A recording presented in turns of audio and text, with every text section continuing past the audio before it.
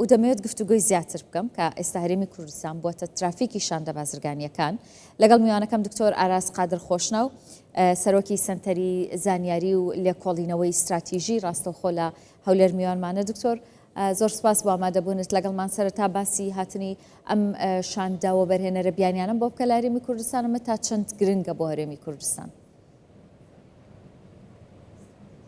سپاس نورخان ڕێزم هەیە بۆ جەنابتان. لە کاتی راپۆرتەکەشتان باستان کرد ئێمە لە ڕووی زانستیەوە کە دەین باسی بۆ بەرهێنەران دەکەین بۆ بەرهێنەر کاتی خۆی دەگوترا سەرمایە ترسنۆکە. ئێستا نا ئێمە دەڵێن سەرمایە زیرەکە.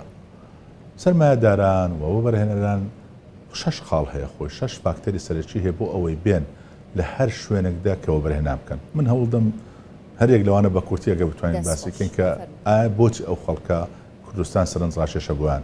بەس پێش ئەوە دەمێت شتێک بە جەناب دڵێم ئەو داتا و ئامارەیان جەناب خستە ڕوت دەبێت جیاوازی بکەین. ئەو داتانە تەنها ئەوانن کە لە دەستەی وەبەرهێنان مۆڵەتیان وەگرتیان. واتە ئێمە بەشتێکی زۆری جەنابیشت ئاماژت پێکرد کۆمپانیەکانی ئەمریکی کە لە بواری وزە و ئەوانە وەبەرهێنان دەکەن ئەو ئامارانە لەناو ئەو ئامارە ئێوەدا نەبووی دەستە وەبەرهێنان نیە ئەوان بە بەژێرەی یاسای نەوتوگازی بەرهێنانیان زیاتریشە لە هەرێمی کوردستان کۆمپانیەکان زۆر زیاترە. بەڵێ بۆی بەرچاو دووەم بەڵێ ئەوانە بەس ئەوانە کە مۆڵەتەنە دەستە وەبەرهێنان وەگرتی ئەو ژمارانەیە. لە پاڵ ئەوانەی زۆری سێم ئەوەیە کە کۆمپانیەکانی کە لە بواری بیناسازی و بازرگانی و جۆرەکانیش دەکەن کە مۆڵەتەن لەو بەرهێنان نییە وەک جەنابەت ئاماژت پێکرد زیاتر لە 4,000 کۆمپانیان ئەوانەش هەمویان بە شتی زۆر و زۆر لێرە هەن. واتە ئەگە بیت و ژمارەکان کۆبکەوە زۆر لەو ئەوەی تەنها دەستە وەبەرهێنان زیاتر دەبێتن کۆی قەبارەی ئاڵوگۆڕی بازرگانی و یاخود با بڵێن ئەوەی پێ دەڵێن جوولەی بازرگانی و جوولەی ئابووری لە هەرێمی کوردستان لە نێوان هەرێمی کوردستان و وڵاتان چەند بەرامبەر ئەو ژمارەیە کە باسمان کرد. ئەوە یەکەم. هی دووەم فاکتەری یەکەم کە وەبەرهێن دێت سەی دەکەم فاکتەری سیاسیە. فاکتەری سیاسی چەند شتێک دەگرتەوە. یەکەمیان دیدگای حکومڕانی ئەو وڵاتە ئەو هەرێمە بۆ وەبەرهێنان چییە؟ کە دەبینن ئێستا کە دیدگای حکوومەتی هەرێمی کوردستان و جەنابی سەرۆکی حکوومەت لە وەبەرهێنان پێشترێش وازەح و بەڵام ئێستا زۆر لەگەڵ ئەو قەیرانانە زۆر بەڕوونتر بە وازەحتر بە دەعمێکی زۆر زیاتر جگە لە ستافەکەی و دەستەوە بەرهێنان و حکوومەت بۆ خۆشی بە هەموو نوعێک پاڵپشتە و هاندەر و ڕێخۆشکەرە بۆ بەرهێنان. ئەو فاکتەرێکی زۆر گرنگە بۆ ئەو وڵاتانە دێن گەر مقارنە بکەین لەگەڵ عێراق لەوێ نەگڕۆیانە لەم پەریش زۆرە و لە هەرێمی کوردستان ئاسانکاری زیاتر بۆ خاوەنکارانی بیانی دەکرێت وەک لە عێراق. ئەوە دێم ئەوە ئاسانکاری شتێکە هەر دیدگای حکوومەت دیدگای جەنابی سەرۆکی حکوومەت و حکومڕانی کوردستان ئەوەیە کە پێ دەگوترێتن پاڵپشتی وەبەرهێنانە بە گشتی بە تایبەتی وەبەرهێنەری بیانی. تاوان ئەوە بە بکردارەچی جەنابی سەرۆکی حکوومەت ئیسپاتی کرد لە ساڵانی ڕابردوو. دووەمیان هەر لە فاکتەرە سیاسەکەی ئەوەی ئاسایش و هێمنی و ئیستیقرارە سەرباری ئەو هەوڵە نەزۆکانێک کە هەوڵیاندا بۆ تێکدانی هەندێک جار با بڵێن ئاسایش هەرێمی کوردستان. بەڵام ئەوەی کە ئێستا لە هەرێمی کوردستان هەیە لە چاو ناوچەکەی دەوروبەری خۆماندا دەتوانین بڵێن ئارامێکی زۆر باشێ بۆی وەبەرهێنان دێن. ئێمە شتێکمان لە ڕووی اقتصادی و دوای خاڵی دووەمە کە فاکتەری ئابووری و داراییە ئەو وەبەرهێنان لە دوو شوێنێک دەکەن کە بزان مقابل ئەوەی پێڵێن ڕسک واتە ترسی چییە و داهاتی چییە بەچێر. ئەوەی ئێستا لە هەرێمی کوردستان فراهەم کرا تا ڕادەیەکی زۆر باش بە شێوازێکە واکرا کە بەڵانسێکە و بگرێت بەڵانسەکە زیاتر دەتوانم بڵێم ڕاستە بەرژەوەندی کوردستان و خەڵکی کوردستان بە نسبەت حکوومەت و لە جەنابی سەرۆکی حکوومەت لە پلەیەک دێتن. بەڵام لە بەرامبەر ئەوەشدا ئەو کۆمپانیانە کە دێن ئەو بەرهێنان دێن دەبێت ئەوانش سود وەربگرن چکە دوولایانەیە. باشە باز لە سوودەکەی هەرێمی کوردستان بکەین دکتۆر. ئەنی بۆچی ئەم هەموو کارەسانیان بۆ دەکرێت زیادبوونی وەبەرهێنانی بیانی لە هەرێمی کوردستان چ سوودێک بە ژێرخانی ئابووری هەرێمی کوردستان دەگەێنێت؟ سوپاس بۆ پرسیارە سنوورخان. ئێمە کە باسی FDI با بڵێن Foreign Direct Investment دەکەین یاخود وەبەرهێنانی دەرەچی ڕاستەوخۆ چەند سوودێکی یەک لەوانە هێنانە ناوەوەی سەرمایە تەکنۆلۆژیایە با بڵێن شارەزاییە و کارکردنە و پەیوەندیەکان زیاتر دەبێتن و دەرفەتی کار بۆ خەڵکی خۆمان دروست دەبێت لێرەدا و کۆمەڵێک سوودی تکەشی هەیە.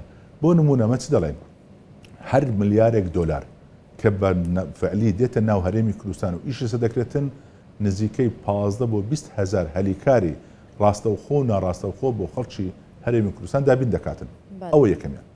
دووەمیان ئێمە دەزانین ئاستی منافەسە زیاد دەبێت. ئەگە سەیەکی ئێستاکە بە خۆشحاڵۆ دەبین کۆمەڵک کۆمپانیای خۆمانی ناوخۆی کوردستان لە بوارەکان دروست بوون کە منافەسەی کۆمپانیا نێودەوڵەتەکان دەکەن. ئەوە لە نتیجەی چی بوو؟ کە دوو کۆمپانیای ئەجنەبی هات تورکی هات پێشترێ با بڵێن زیاتر ئەوانەی لێرە هەبوون و ئاستیان بەرزتر بوو لە ئێمە. ئێستا ئێمەش کۆمپانیەکانی ناوخۆی خۆمان ئاستی خۆیان بەرز کردەوە خەریکە لەوانیان ڕەتدایە. ئەو بوونی کۆمپانیای ئەجنەبیەکان و بەرهێنەری ئەجنەبیەکان بۆ کارێک دەی بۆی کە پێشبڕچێ و ئاستی کۆمپانیەکانی لۆکەڵیش بەرز بێتەوە کە بە واقعیش دیتیتمان و ئەوەش لە دواتر لە خزمەتی کوردستان و ئابووری کوردستان و خەڵکی کوردستان تەواو دەبێتن.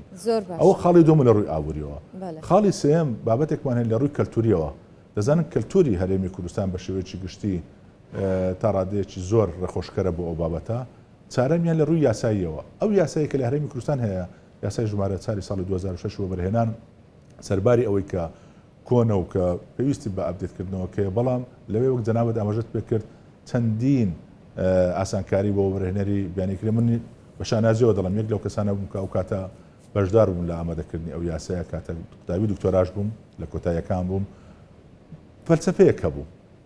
ئەو فەلسەفەیە باز دەکرا ئێمە لە کوردستان لە چێوە دەست پێ بکەین واقعی کوردستان لەو ئاستە دەست پێ بکەین کە خەڵک پێی گەیشتووە لە ئاسانکاری بۆ بەرهێنان چونکە لە بەشی زۆری وڵاتەکانی دەوروبەرمان یاساکە بە ناوی یاسای هاندانی وەبەرهێنانە یعنی قانون تەشجیع الاستثمارە هەر بۆیە بۆی استثمار وەبەرهێنان تەشجیع بکرێت. ئێمە ئەو تەشجیعەکە دەنووسرایە بەڵام کە سەیری دەکەی بە شێوازێک دەڵێ ئەگەر بێت وەبەرهێنەری بیانی بێتە ئێرانە لە زۆر بواردا وەک بە وەبەرهێنەری خۆماڵی سەیری دەکەم لە ئەو جەنابەت هەنیشت باس کرد بەڵام حتا مافی ئەوم دایتێ کە تەمەلوکی پرۆژەکەی خۆی بکە 100 واتە ئەو مۆدلێکە لە سعودی و لە خەلیج بوو ئێمە ڕەتماندا لەوان باشتر بوون. طبعا عێراقیش پاش ئێمە دواترێ یاساکەی دەرکرد ئەو حەقی نەدا بەڵام پاش ساڵێک 2 ساڵ عێراقیش تعدیلی کرد بەڵام تا ئێستاش کەمێک خەڵک دەستێن دەرێ. دووەمیان ئەوەیە کە تو لەو یاسایە دەڵێت تو بۆت هەیە ئەو پارانی کە قازانج دەکێکە دەتەوێتن بەجێرە یاسا ڕۆژمەکان بیبێ دەرەوە وڵات. دکتۆرە و ئاسانکاریانی کە حکوومەتی هەرێم کردوێتی بۆ وەبەرهێنەرە بیانیەکان تا چەند ینی هاوکار بۆ ئەوەی کە ئەوان بێن لە هەرێمی کوردستان وەبەرهێنان بکەن نەک لە عێراق. ئەو جاواب باسم کرد ئێستا عێراق لە دوای ئێمە یاساکەی دەرکرد یەک لەوانە کە مافی تەمەلوکی 100% نەدەدا ئەجنەبی دوو هەندێک ئەو بابەتانی نەدەکرد. ئێستا هەموو ئەوانە ئێمە کردمان عێراق کردی لە ئێمەشی زیاتر کرد بەڵام لەبەر ئەو بارودۆخی گوتم هەم سیاسەکەی هەم نەبوونی دیدگە هەم نەبوونی استقرار هەم نەبوونی متمانە بە عێراق ئێستا ژەگەدای وەبەرهێنانی بیانی لەوێنەری زۆر سنووردارە سەرباری ئەوەی کە کۆمەڵک تعدیلاتیان کرد ویستیان لە یاساکەی ئێمە باشتریش بێتن کە بیدایەتە بەمایان دەگوت ئێوە زۆر ئاسانکاریتان کردێ بەڵام دوای بۆ خۆیان گەڕانەوە زۆر زیاتریان کردێ بەڵام خەڵک ناچێتن. ئەوە لەلایەکتر کە باسی ئەوە دەکەین بەڕاستی تێبینەکانی ئێمە چ بوو؟ من لەو دراستانێک کە بۆ خۆمان کردوم هەر بەوەی بۆ خۆم چ قوتابیانی خۆم لە ماستەر دکتۆرا یان توێژینەوەکانی خۆمان تا ساڵانی چەند ساڵێک پێش ئێستا تا 3 ساڵ پێش ئێستا یەک لەو تێبینیانی هەمان بۆ ڕێژەی وەبەرهێنەری بیانی استثماری بیانی مباشر زۆر کەم بوو لە هەرێمی کوردستان لە 102 بوو تا 3. ئێستا لە راپۆرتەکەی جەنابەت سەیرت کرد یانی ژمارەکە لەوە بەسەکەتیە. ئەوە بۆمە جێی دڵخۆشیە.